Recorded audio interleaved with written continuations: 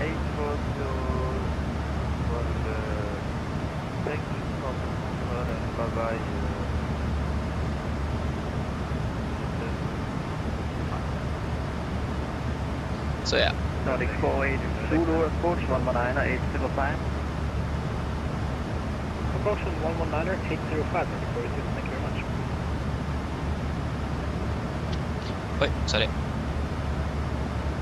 Oh yes, but Flygen, what are you using then? Are you using joystick or yoke or mouse yoke? I know that's quite the thing in X-Plane. Don't really have that in Microsoft, but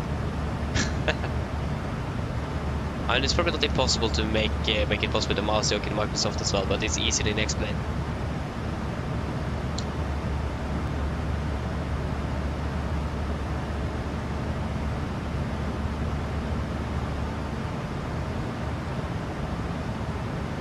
Scandinavian 784 passing 4,000 feet. KM 784 identified, climb level 340. Climb level 340 for Scandinavian 784.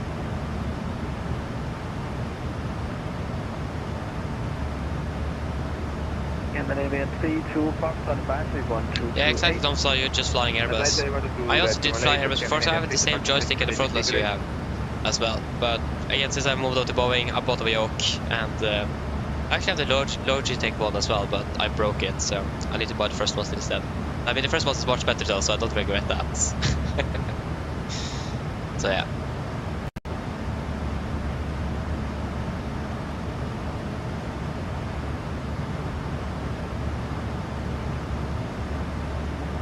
Yeah, exactly, Flygen, yeah.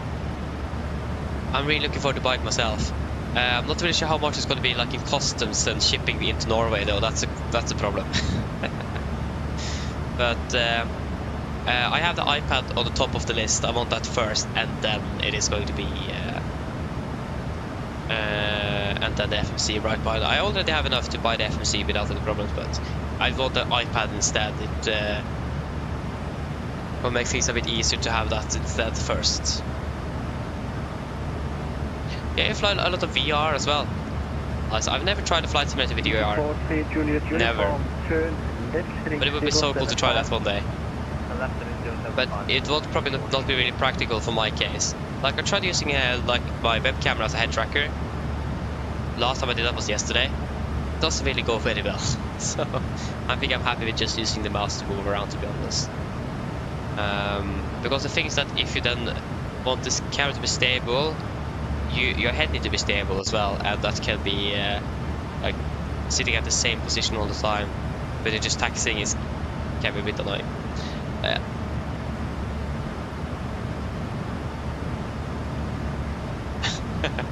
Exactly, also. I mean, it's really okay to use the mouse, but especially like if you're hand flying an aircraft and you want to a direct, for example, much easier to do it physically in the computer.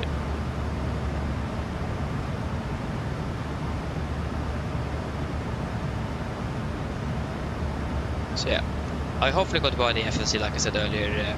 Very soon. 343 call approach 119er 805.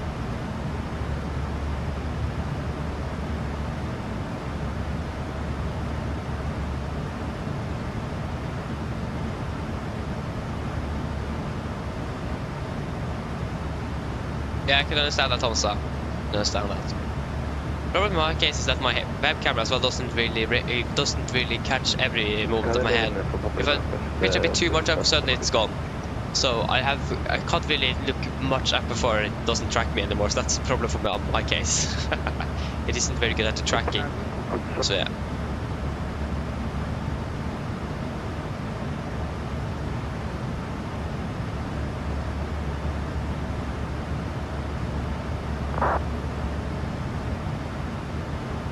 Yeah, exactly, Flygen. I also just have done using head tracking when I'm doing traffic patterns in the 737, for example. Oh, that's what I did yesterday. But normally, if I've been using head tracking, it have just been on taxi in, takeoff, and landing. For the rest, yeah.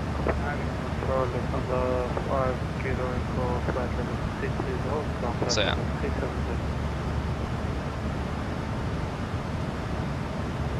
Lufthansa, hello, stand by, short break Beeper 320 descent, level 120, clear to 23 Charlie. Yeah, also I can understand that it can be a bit hard. I remember that myself when I tried to switch hands on the joystick. It's a bit unusual it is, but you will get used to it if you just take the time to learn it. Scandinavian for Buffalo, first.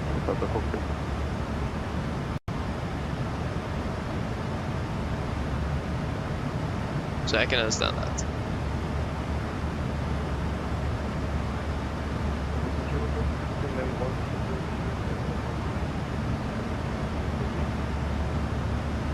And 1202, stand by, control change.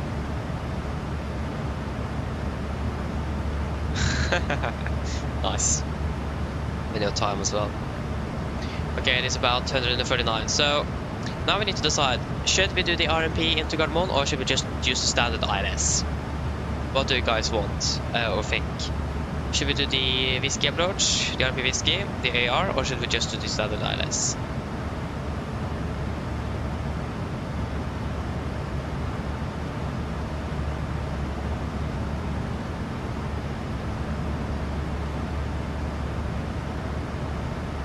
Easy 1 approach, 119 is assigned. 119er 805 easy 11. What do you guys have on suggestions?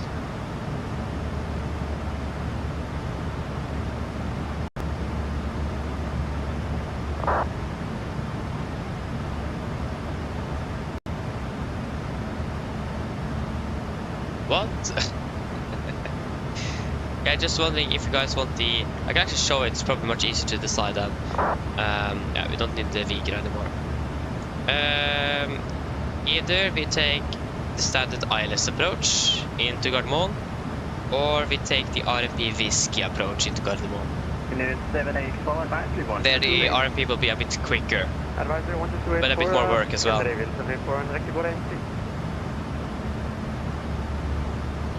So either RMP whiskey or the ILS.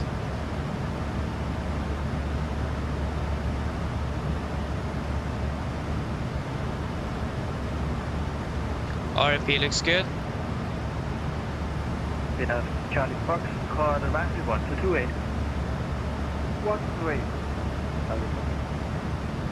Copenhagen radar, hello, Scandinavian 66 Papa, would you follow level 390? The RP sounds, but I can agree, the RP sounds like a lot more fun. Can't even talk. Yeah, it's a bit more fun indeed. So yeah. But for me at least it doesn't really matter too much if you do the ILS or RP. You're still landing ahead of schedule with a little bit more margin with the RP though, but yeah. But then we will go for the RP then. So it's gonna be the RP Echo for 198. Sorry, the whiskey. Echo is from the east. Eva X-Wood transition. And we could we'll just let it be like this until we have contact with any potential controllers regarding that. 102. 701 code Juliet, over against control gear, 700 contact, flight number 340. So yes, 102. Minimums are going to be at minimum travel 5% or 2.5. 5% should be 5. 164. We are 77 after all. So you climb quite quickly this aircraft if you want to. It's 6-4. Not the same about the go back. Disregard. If you just look at the yeah, because then we need to Golf Mike 428. 4647, but only 26 right after the yeah, we'll just execute like this. Yeah. And we're landing 05 then.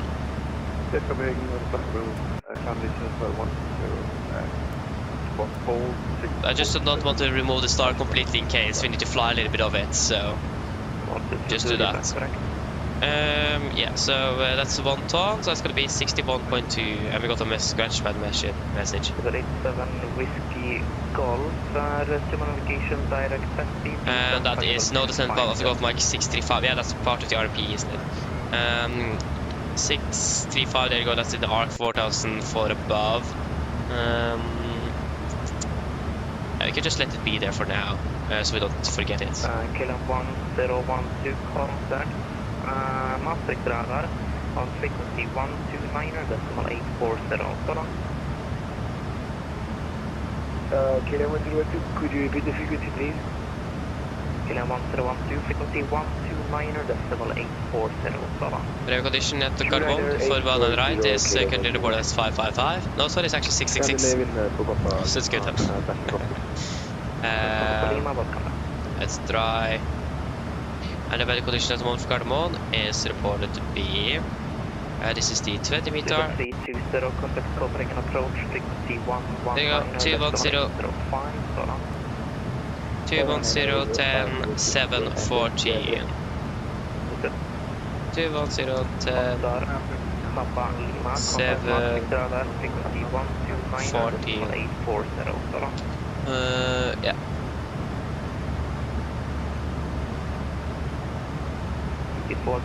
48 minus 5 is going to be 43. That's 45, that's 30.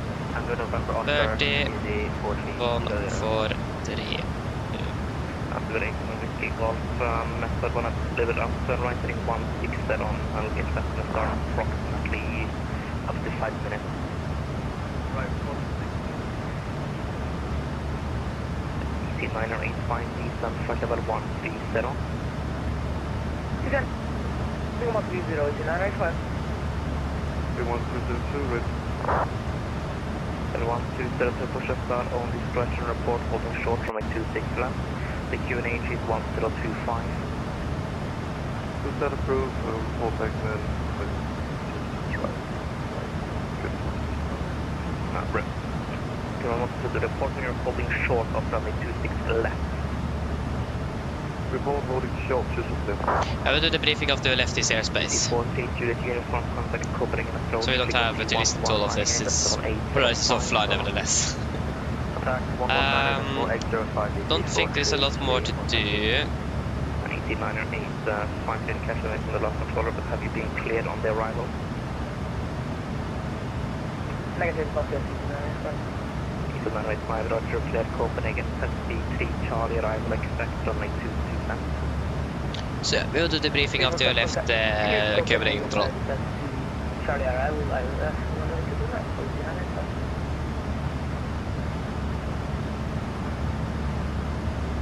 Silver 87 Whiskey Golf, again, receive navigation direct to Tesby, and you're cleared Copenhagen on the Tesby, 3 Charlie, arrival. So we have now descended path of the Gulf Mike 635. 635. And it's a 5 kilo recycle squawk 5215. There you go, 65. So 4,600 at 638. 4,400. So I'm not really sure why we have no descent path after Gulf Mike 635.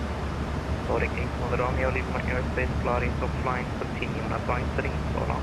What advisory, Nordic 8 on Romeo, bye bye. With the 5 echo kilo radar contact, direct remap. There you go. So yeah, at least I don't really see why we have this warning in the first place. If we just do this and execute, actually we take 220B. That could probably help. Actually 635, I'm actually 205 at 636. Yeah, the 205B.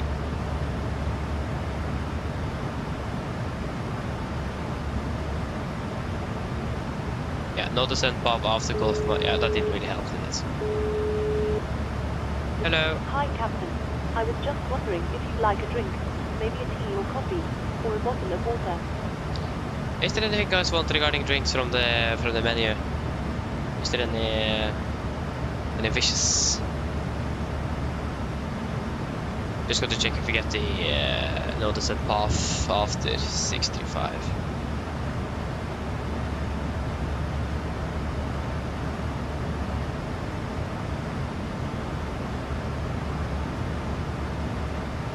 At least I'm happy with what I have. I'm still not drinking up my one water bottle I have. That's great. At least the restriction seems to be working, but we bought the restriction at 4,400. That's good.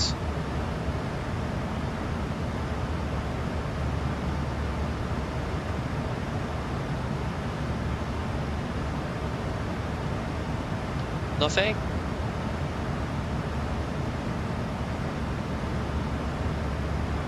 Yeah. We all good. We are good in front here. Thank you. No problem. Give me a call if you change your mind. Of course. If we just delete you, that help.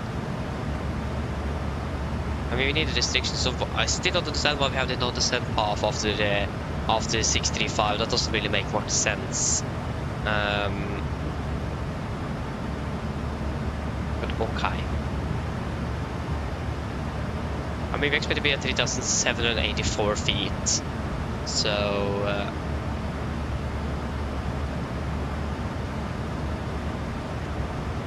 I mean, removing those two restrictions fixed the problem, but you need those in. You can't fly the RMP without them.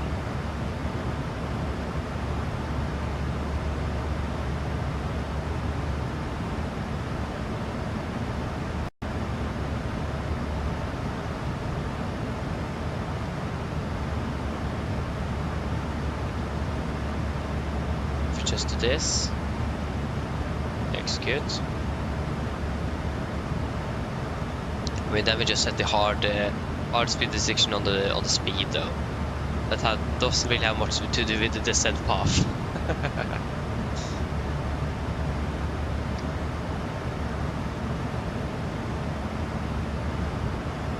Yeah, exactly. Didn't really have much to do with the descent path.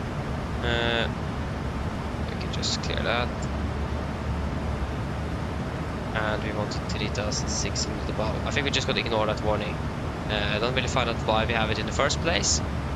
It shouldn't be there from the information we have set in. Like we expect to be 3,784 feet, 3,600 feet above. That should be how it should be, basically. Oh. Excuse me. Yeah, should we start with the briefing now, perhaps?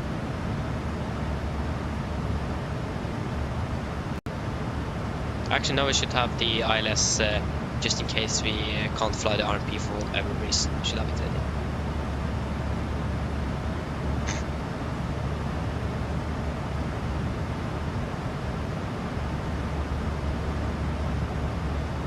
Hey Adrian, hello, welcome, I'm doing well. If I didn't say hello, I don't remember. Flugen, I think we're expecting one here said that he's going to be controlling in Oslo to ask when we are landing. So we may expect some ATC in Oslo actually. But yeah, we need to do the briefing now at least. But when we're ready, we can descend on to flight level 210. 210 set. Okay guys, are we ready for an approach briefing? And we can just disregard.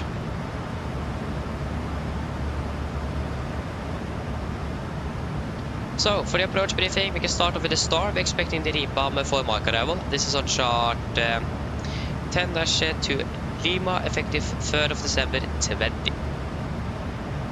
So we're coming in via RIPA, maximum 250 knots. Continue to Ingar, maximum 250. We take to maximum 250. Golf Mike 451, maximum 250, below flight 120.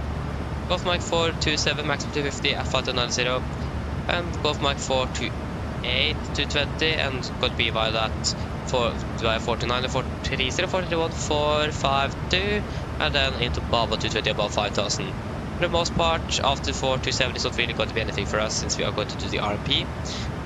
But at least then we have briefed on it, so in case we need to switch to the ILS, we can just brief for the ILS, not the star itself. We say North Guard 1 is 3,900 feet, maximum 250 knots unless otherwise instructed. And we do not have any threats for our arrival today. When it comes to the approach, we expect the RMP VSKI for runway 1 on the right, AR approach. This is on chart 12-31, effective 1st of December 2022. So yeah, it's again this we activate the RMP VSKI for the 1 on the right, so that's another required navigation performance approach. So all GPS based. And there's an AR approach as well, so authorization required for both the flight crew, airline and the aircraft, and we already have that, so otherwise we couldn't have flown it. Yes.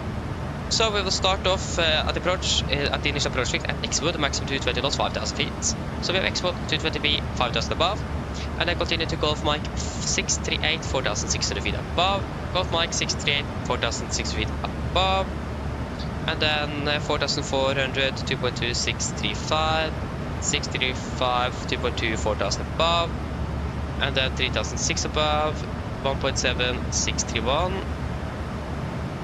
Yes, and then also Golf Mike 631 is the initial fix. Golf Mike 66, maximum 205 knots, 205B, 2,007 feet above, 3 miles. It didn't say the specific, yeah, that's down here. 3 miles, yes, 2,010 feet, max 25, and then Golf Mike 562, the final approach, yeah, the final approach point, if I remember correctly. 3 miles again, 1,800 feet, 3 miles, 1,800 feet above, and then in for runway 1 on the right. It is going to be a normal 3 degree glide. Minimum's going to be 964 feet with a minimum climb rate of 5%. Transition level, Price is online, saw that just myself now, so we will wait to see for that. Most likely flight to 80. Promised, if we need to go around, we're going to be climbing on climb to Golf Mike 995, turn right to course 223, climb to 5,000 at Golf Mike 996, turn right to direct to Gardermoen VR for a new approach, expect vector in Oslo approach.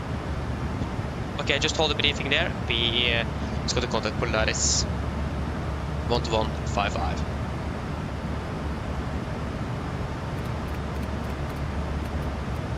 One to 155. Polaris Control, god dag, Nordic 81 Romeo, flight level 370. Nordic 81 Romeo, Polaris hello, cleared rebound for Mike arrival. Cleared rebound for Mike arrival, Nordic 81 Romeo. Should probably set the cruising altitude again, so we'll just don't start descending without any November arrival. Yeah. Cleared rebound up to November arrival, Canadian 287. Okay, so go fill the briefing. Yeah, we have set in the 3 fixed rings, 10, 8, correction, 10, 6 and 4 miles. So basically normal standard for what we are normally configuring the aircraft at. We're also going to be maintaining a minimum 60 knots to 4 nautical miles from runway 1 on the right. So we're going to be conducting a few checks. Once we're passing X-Wood, we should be above 5,000 feet, so we are going to be cross-check the altitude at X-Wood, and we will also check the altitude at the initial fix Golf Mike 631 to be at 3,600 feet above. Nordic 81 Romeo, cleared direct to Texas. Direct to Texas, Nordic 81 Romeo. You take so confirm, execute. Last station, call sign only. Nordic 1641. So yeah, again 3,000 feet, correction 5,000 feet above on X-Wood and 3,600 feet above on Golf Mike 631. So those are the 2 altitude checks we're going to conduct during the approach. Since it's an RMP approach and an AR as well, we have some stricter requirements. So once we are, before we're entering our X-Wood, we're going to go to the progress page and set the lateral minimum at 0.3 on on the PFD and vertical at 125. Report path operation, report level. So for the since it's an RNAV approach, we need to be to always what's it called again? When ready, descend flight level 180. To check and make sure that the RNAV equipment is accurate enough, and if we encounter any problems with the GPS or RNAV on board aircraft, we will then go around and we will go for the normal ILS instead. If we have encountering in general any problems, any significant problems below 1,000 feet, when ready, flight level 250. when ready down to 250, Nordic 81 Romeo. Nordic 1641, when ready, descend flight level 120. Flight level 250 is set. So, like I said, if we encounter any significant warnings below 1,000 feet, especially regarding GPS, but also failures of malfunctions on the aircraft, we will go around, solve the problem, and then return back for a new landing, most likely on ILS instead. And that's below 1,000 feet. You're not clear to descend, just clear to follow the arrival. I'll give you descend very shortly. Yes. And other than that, if you just feel that the aircraft is not following the route properly, or if you encounter any problems, we'll just go around, no doubt about it. There's no point in trying to correct it, and then we're suddenly too high or too low or anything like that. So we will go around if you are in doubt, especially since it's an RMP approach and so on. And of course, verify and check that we have the correct QNH engine, so we are sure that we are on the correct altitude. Yes, for the landing itself, we'll have flaps 30, 143 on the VRF, with correction 5 knots, so 5 is going to be 148 with the manual braking and normal reverse thrust. For the airport chart, 10-9, effective 5th of September 24. So we're landing on one on the right. We try to make it by Alpha 5 if possible. If not possible, Alpha 4 is also available. Taxi by Kilo, November or Hotel, or just straight by Hotel to stand 6-4 is what we could expect in Guide 1. We do not have any hotspots, taxi restrictions, or any notable no times for Guide 1 today. But the conditions is looking great. Nothing really to complain about there. And the conditions report to be 666, so we don't really have anything to complain about regarding that either. So that is all good. That should basically be it for the briefing. Are there any questions? Probably not, then our briefing is complete. Descent checklist. Destination landing altitude set to 0 feet. Recall is checked. Auto break-off. Landing data VRF 143 minimum 964 feet. Approach briefing completed. Descent checklist complete. 1 Romeo, continue to descend flight level 160. Continue descent flight 160, Nordic 81 and also is it possible to get the RP whiskey for 1 on the right today? Stand by. 160 set.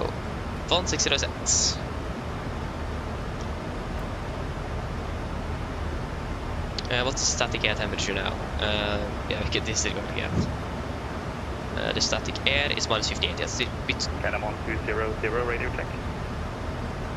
Still a bit cold.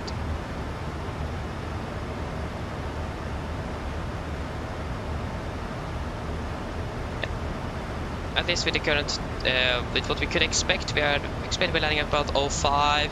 The clock is 40 in about 25 minutes. And the weathering card was looking quite good as well, so nothing really to complain about there. Mine damer og herrer, dette er kaptein som snakker. Som dere kanskje har merket til, så har vi blitt nedstigende vår sted mot Oslo Gardermoen, og vi er forventet til å lande om rundt ca. 25 minutter. Hva er det Oslo for øyeblikket? Det ser da ganske så bra ut. Vi har litt kom...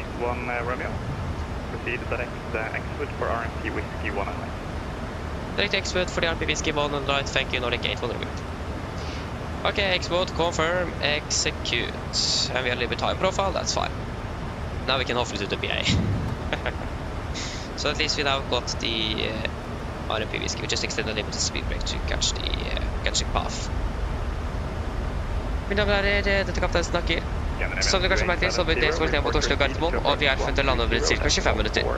Været i Oslo for øyeblikket ser ganske så greit ut, med litt vind kommende fra sørvest. Det er rundt 7 grader for øyeblikket, og så er det litt grann overskyet, men det skal være ganske så fint under skyene. Ellers er vi oppe på en veldig fin flytur med oss i dag. Vi har lagt opp til fly med oss. Vi håper vi ser om disse flytur, og så skal det en fin ettermiddag videre. Ladies and gentlemen, captain speaking. As we are noticed, we're not going over descent down towards Oslo Gardermoen, and we're expected to land in approximately 25 minutes. The weather in Oslo at the moment is looking quite good. We are expecting a little bit wind coming from the southwest, about 7 degrees centigrade, and it's expected to be a bit cloudy, but it should be quite good below the clouds today. Otherwise, we hope that you enjoyed this flight with us today. We thank you for choosing us. We hope to see you again on the next flight, and we wish you a pleasant day. Thank you.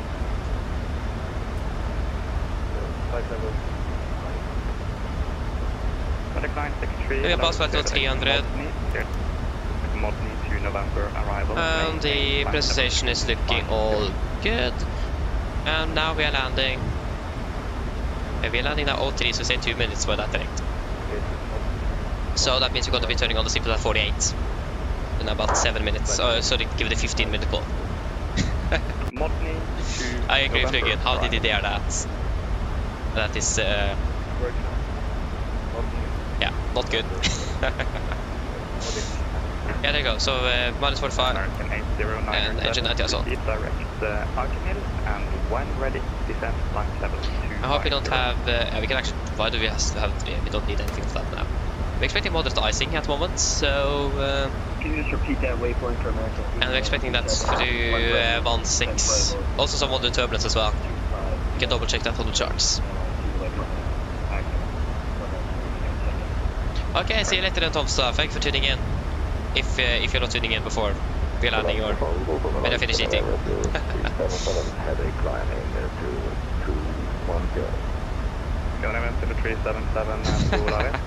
Yeah, exactly, Fluvian.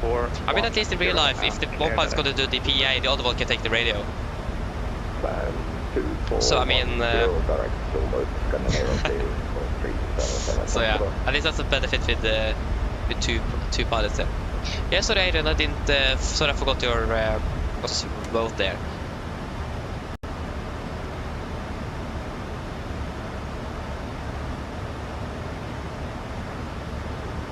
Yeah, you did a shared cockpit flight today in the 737. Yeah, it's buggy. It is a bit buggy indeed. It is a bit annoying, it is. Can't really do much with it. Like I said, I did shared cockpit flight once. Nordic 1 Romeo, descend by 1120. Descend 120, Nordic 81 Romeo. Nordic 963, resume normal sim rate. 120. So yeah, like I said, I did a shared cockpit flight from Stockholm to Oslo one day, and the other guy was going to hand over the controls for me on the taxi, and boom, we were sent into the North Sea. It was really strange. Suddenly an oil rig was right beside us, so yeah, really interesting. It is a bit buggy indeed. There you go, we're clearing through the clouds. That was actually much better than I expected. I thought we were going to have this cloud layer for a longer time than expected. For a significantly longer part. Can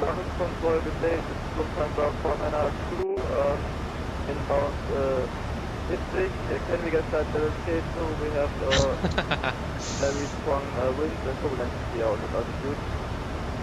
Company forgot about that factor. Yeah. Delta 492, they request climb to 370 so, yeah. and 350. I mean, they do that in the briefing as well, if I'm correct. They hand over the control or the radio, and yeah, because the pilot flying will do the briefing, so he hands over the control of the aircraft to the pilot monitoring, so he's pilot flying and monitoring at the same time, and he's doing the briefing and preparation. Oh, yeah. Okay, we can turn off the anti-ice now. And it turned off, yeah. Good. Probably don't need any sunglasses now.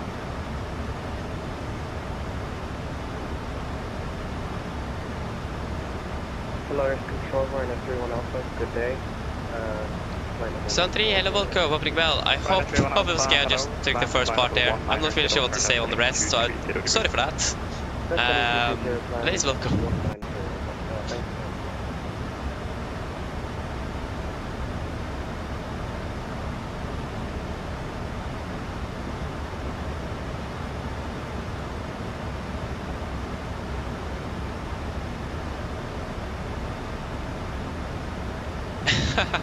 I understand.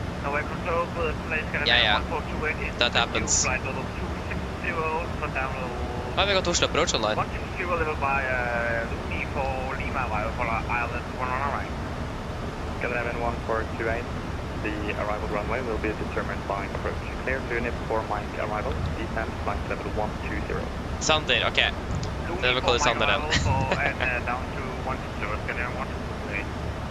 And I'm going to do that. Ryanair 31 Alpha, climb to flight level 3. It looks like 46. Soon back home. Then a few hours of rest before back in the air again. Looks like it's going to be to Krakow and Bergen tomorrow, so that's great. So at least we have approach online, so that's good. So he went online.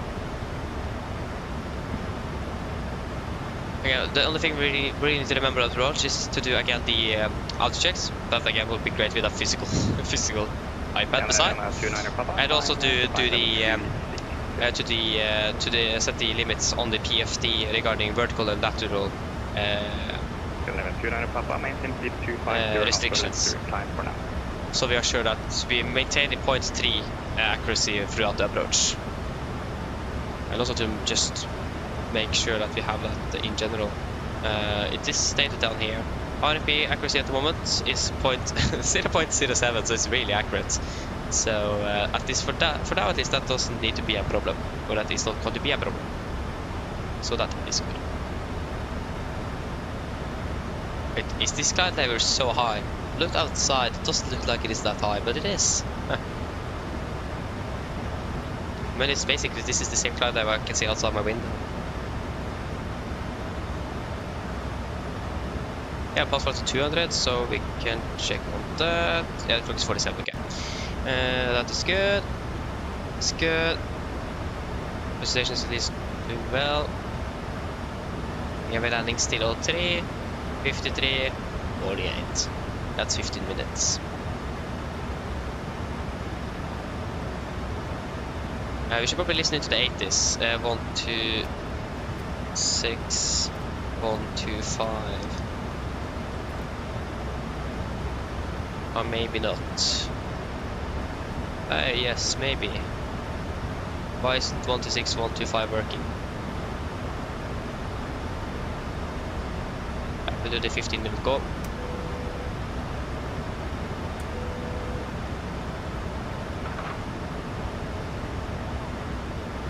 The arrival latest is, yeah, 12715 is the departure latest, and the arrival latest is 126.125, if I remember correctly. I've flown so much into Gardermoen, so this is something I should remember. Yeah, 126, 125. 126, 125. We have set VHF1 on active, or so we can listen to it. Still not working. We take 12715 then. We're still not on the transition level. American 8097, descend flight level 1. We'll take text then. Information Oscar, time 4020, accept RP approach, revenue 1 left, 1 right, transition level 80, yeah. So basically 80 like we expected, and I used to. Good. There's nothing out of the ordinary there.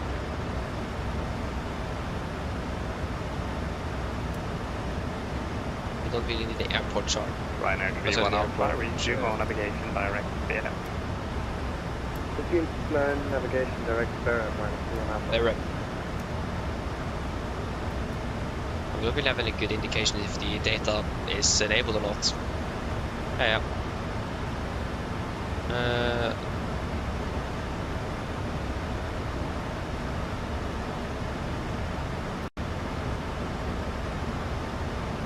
This is the RTA. Nordic 963, descend flight level 100.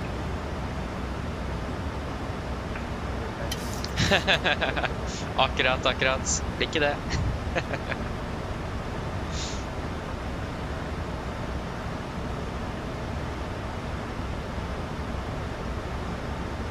When are we going to contact approach?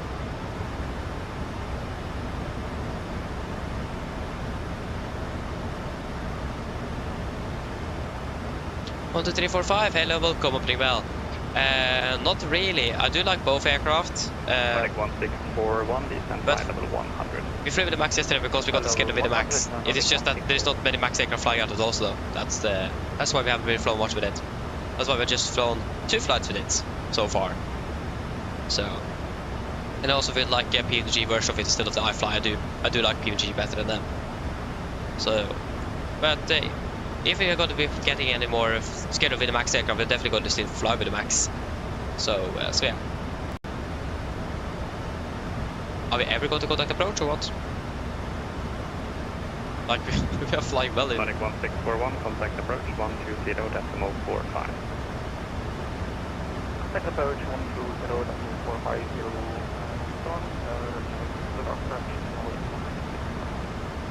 Nordic 81 Romeo, contact approach 120.45. 120.45, Nordic 81 Romeo, ha det bra. Hej, Canada 1428, contact approach 120.45. Over to approach, PMC 120.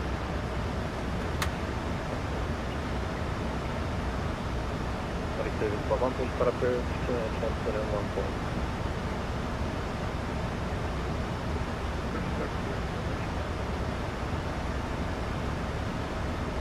Approach hello, Nordic 161.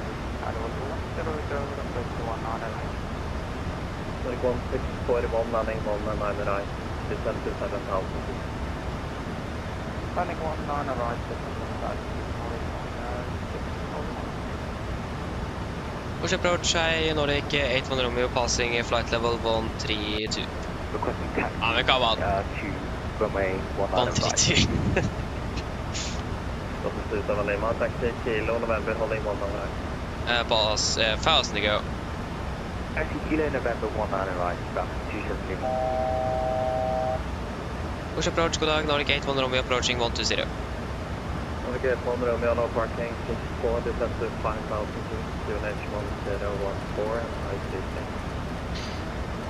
5,000 feet, 101 expect stand 6 for high speed, Nordic 81 Romeo. 5,000 feet. 5,000 feet is set with a path, good. 1014, we can set high speed so we can increase it to 280 knots, 280 set, and 10. Go approach, go down to the 4. Hello. Hi, Captain. The cabin is secured for landing. Thank you, I'll be ready. No problem. Approach checklist, not with QNH 1014, set cross check with passing flight of 117. Now, plus minus 0, approach checklist complete. Yes, Sander, we have been flying for about, we've been flying for 10 hours. For about 10 hours. So we have done a round trip Malaga today. Yes, it's correct. The MAX and AGs shares the same type rating. The only thing you need to do is the difference training. So yeah, it does share the same type rating, that's correct.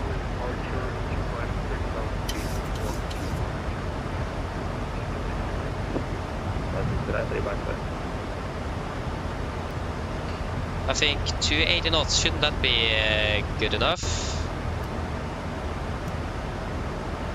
If you need us to be accelerating more, then we need to decelerate this aircraft as well. That's the challenge.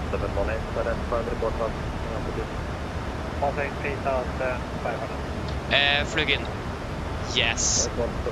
At least in the start, it was just a technical course. Now it is simulator training as well after the accidents with Liner in Ethiopia. But you need just difference training because there's some differences. There you go, we have passed flight of 100. And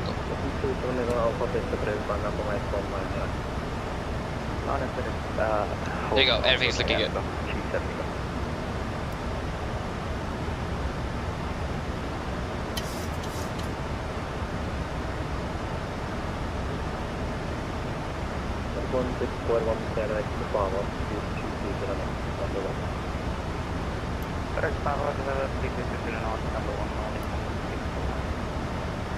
Like 1641, looking to 5,000 feet, QNH 1014.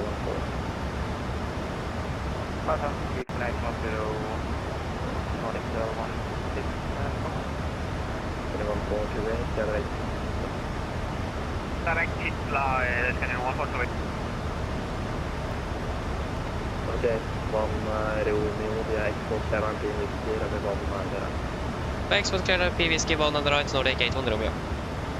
Okay, we're clear for approach. And we need to start reducing the speed fairly soon. Direct 1641, please, 0 0 200, Nordic 164. So clear for the approach, that means we can descend up to 1,000 feet. Because the minimum is at 964, yeah, we're not going to be able to set that, so 1,000 actually. 1,000 sets. And reduce that to 250 knots. 250 sets. When passing the 4,000 feet and turning, she was heading 235 degrees, got 270.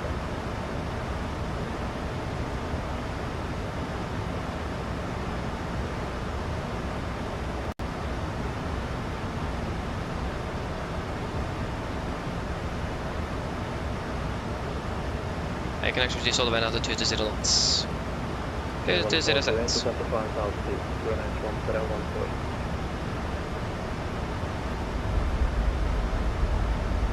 Down to 5,000, commit 124.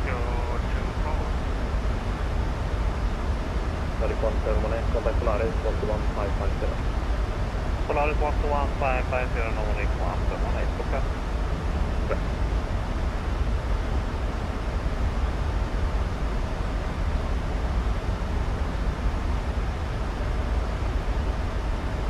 Like 1614, turn left heading 100.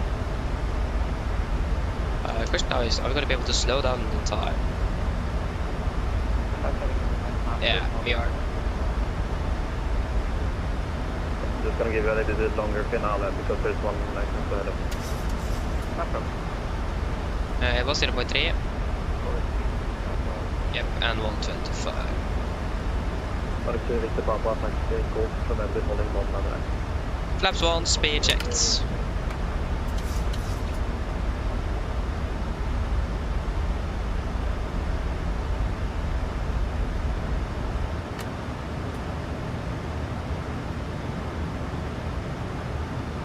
Okay, we probably didn't need to be that aggressive with the speed brake.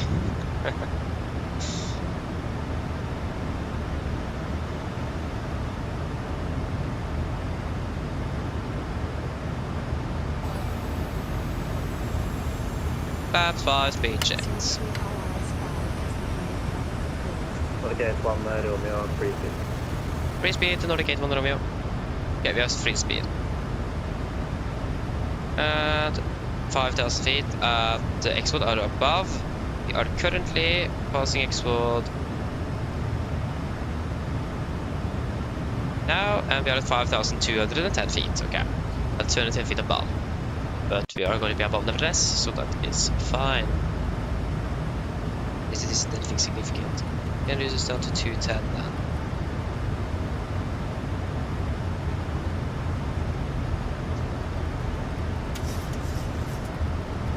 $2,500. Speed 200. 200 sets. 270 left, passing 4,000 feet. Now turning right, heading 235 degrees, that's 270 left. 7 Lima Oslo identified, sample size over 210. Climate flight of 210, 270 left. Speed 180. Now disregard time for flight level 200, I believe you found cruise level 200. Yeah, but climate moving up to flight level 200, that's 270. Nordic 1641, turn right, heading 160 degrees, 74,000 feet, clear left 100. Turn right 160 degrees, 74,000 feet, clear left 19 right, Nordic 8, 1641. Nordic 1641, free speed. Free speed, Nordic 1641. Oslo, approach American 8097. We have tailwind as well, that's great. There's the runway. 2,500. American 8097, say parking. Stand by, look at that. Get down, flaps 15, speed checked. Sorry. It's fast. There you go. Now 200. Okay, 100 med 109, stand around with 210 degrees, 110. Clear 100 right, Nordic 800. Speed 160.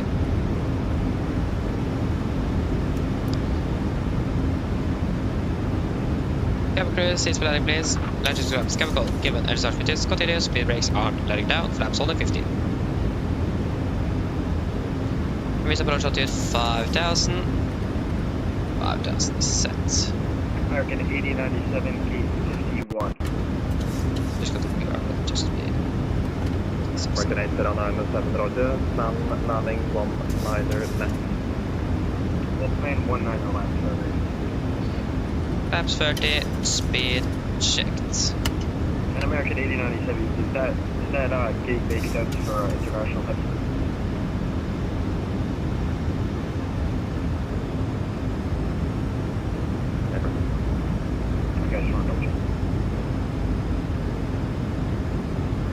Good, complete landing checklist for plan 30 green, landing checklist complete. We are approaching 4,000. We are stabilized, clear to land.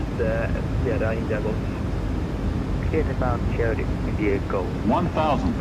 And we have a nice crosswind at the moment. 20 knots.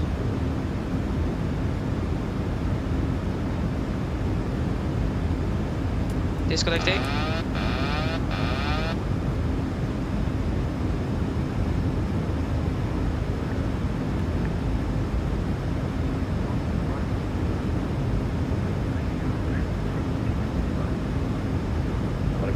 First bar break, unit 1014.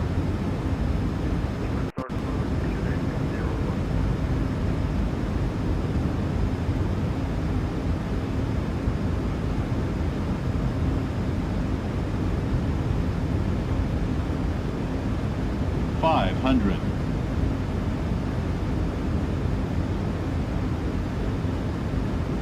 $400. Approaching minimums. Contact. 300. Minimums.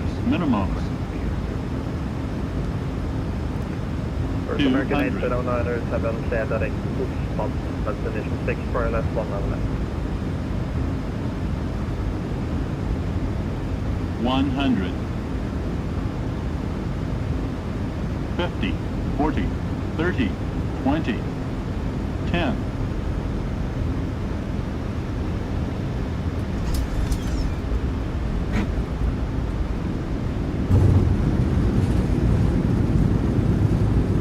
American 8097. 100 knots. Go for American 8097. Derek Pushback. 80 knots. Papa on touch initial 6 for ILS 19. 60 knots. Hey guys, welcome to Gardermoen. Flight time 3 hours and 54 minutes. Still not at the top with this aircraft. Slightly about 50 feet, it just falls down like a rock. So it's a bit interesting. Thought we would pass that, but it's still a problem. I haven't really counted that in a while, but now it came back again. Yeah. 21428 is at the 4,000 feet. You expect stand 64. Stand 4,006 for the islet 1.5, and 148. Yeah, giving you a short hit now, turn left heading 280 degrees. And left heading 280 degrees, and 148. Nordic 1641, 1 on the right, clear to land, wind 210 degrees, 110. Actually, wait, we are not clear to taxi. Land away 19 on right, Nordic 1641.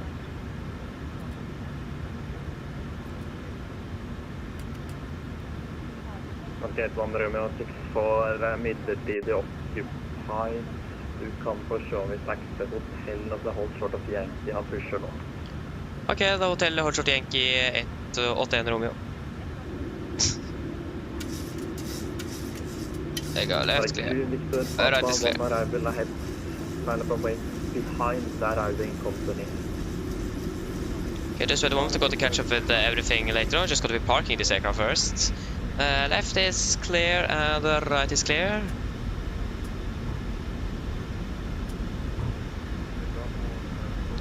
Taxi hotel, hold short Yankee. That is going to be there. And again, left is clear, right is clear. Okay, do you mind switching stands as well, or would you like to keep 6-4? I can try and reconnect with a different stand. I won't. It might take minutes. Thank you, do you mind parking 6-8? We'll try reconnecting at 6-8. Thank you. Thank you. Okay, so on Roman, in that case, continue Hotel Delta, stand 6-4 når han har logget av. Continue til stand 6-4, takk skal du ha, Nordic 8-1 Romeo. Yeah, J6 doesn't work. 1428, turn left heading 2, 10 degrees, turn left over 6-4. Left heading 240 degrees and down to 3,000 feet, spinning 1428.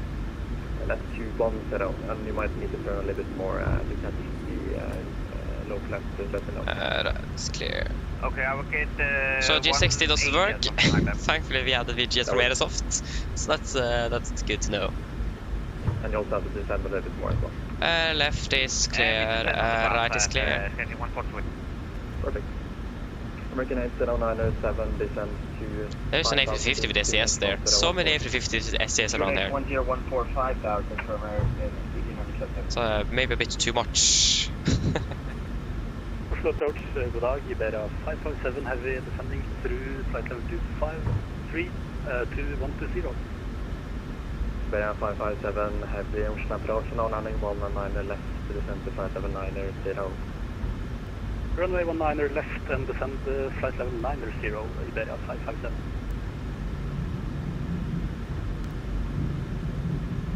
Get 148, 111, step out into 130. And the right is clear on Golf, good. Yeah, first scanner 1428, 1 on left, clear to land, wind 210 degrees, 11 on.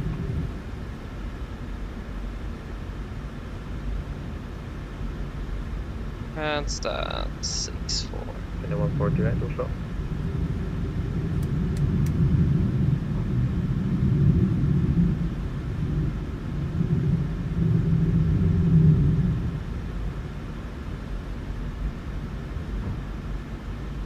Make it at 19, right, Nordic 164. First American 80907, about 4 track miles to go, descend to 4,000. 4000 American 1807 heavy. Nordic 2, Victor Papa, 1 on the right, set for takeoff, wind 210 degrees, 1 more. Left takeoff, runway 1 on the right, Nordic 1641, any parking? I can bring stand 72 straight ahead. There. Nordic 1641, Park brake is set. then stand 72. Shutdown number 2. Okay, thank you, 164.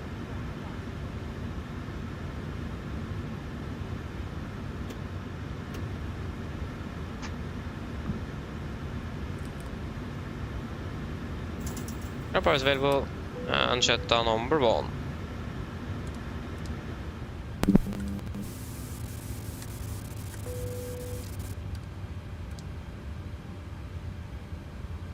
And there is going to be crew change, if I'm correct.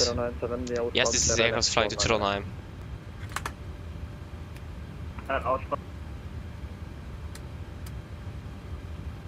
And it is passing 25. Roll Torstai cockpit. Go ahead. 7001. Hi Captain, microphone check please. Read you loud and clear. Read you loud and clear. Roger. For Captain, roll forward ES available. Stand by, DLL start getting you offloaded in a couple of minutes. Roger. Shutdown checklist to the line.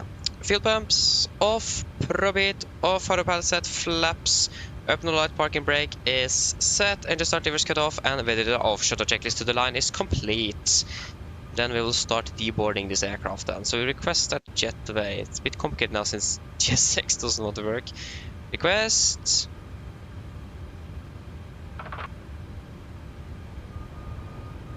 And it is connecting, and we can open the door.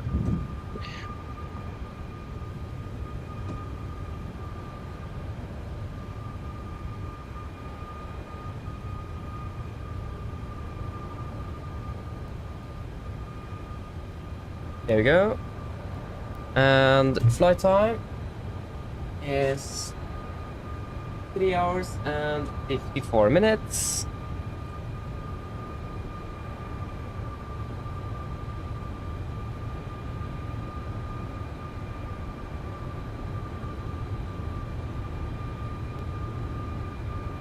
Hours 54.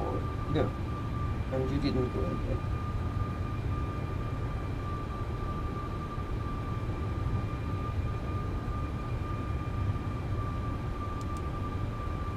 And we can upload you. We can disconnect from WhatsApp, and we can open the cockpit door as well. There you go, shutdown checklist below the line. Technical log completed, EFB completed, shutdown checklist complete. There you go, finished. So, what have I missed? Oh. I'm sorry, Sander. Thank you, though. Welcome to the crew. I haven't set up so I don't hear it myself when the notification comes. So I'm sorry for that. But at least thank you, though, and welcome.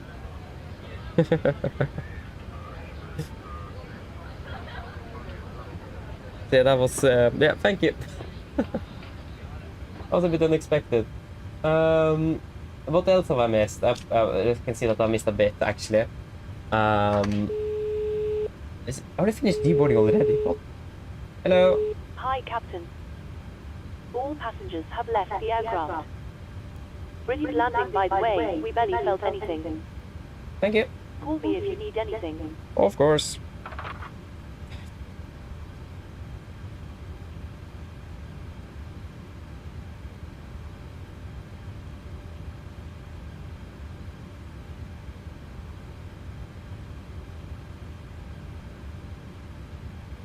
Okay, yeah, again, I probably know, probably missed a lot.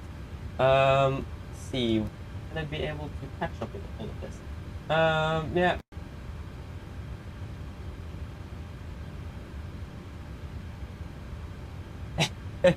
Fair enough, Lugan, fair enough, yeah.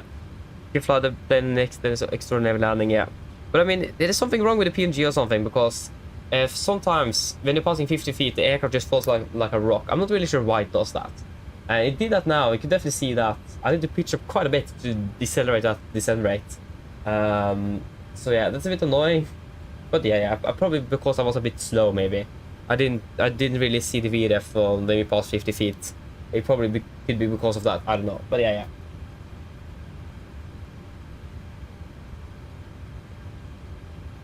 Thank you, Flugin. Have a great day. See you later. Bye bye. Yes, Peter, welcome.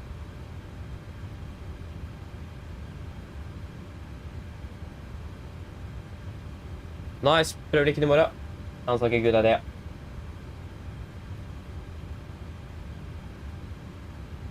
Yeah, who made the scenery? It is Aerosoft. This is the Aerosoft scenery. Really, really great scenery. I have the Orbix one as well. Used that before, but Aerosoft is better.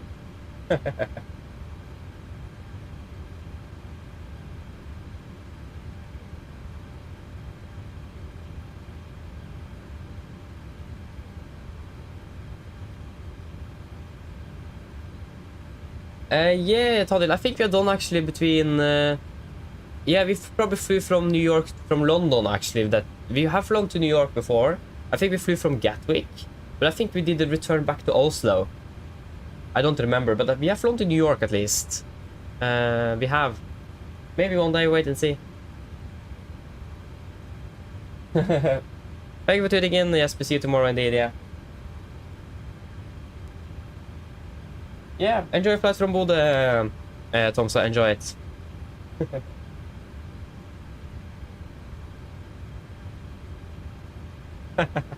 Akkurat, Ander. Du har skjønt det. Communicate last, exactly. So yeah. Yeah, exactly, from Gatwick, yeah. I think the Norwegian did, sorry, Norse did fly through to London from Oslo at that time, so yeah. But again though, Sander, thank you. Appreciate it. And thank you for your patience as well. But yeah, we should probably round it off. It's gonna be a crew change here, so not before at 45 minutes. So the crew here is probably quite eager to get this aircraft to fly up to Trondheim. So yeah. And like I said, we're going to be back tomorrow, and it looks like it is going to be Oslo, Bergen, and Krakow tomorrow. That's going to be a lot of fun, except if you're going to be doing these Stavanger and Tromsø flights, but I don't think that's going to be the case. We'll wait and see. But at least I hope that you guys have enjoyed this one today, and hope to see you all again on the next one. So have a good day, and see you later. Bye bye.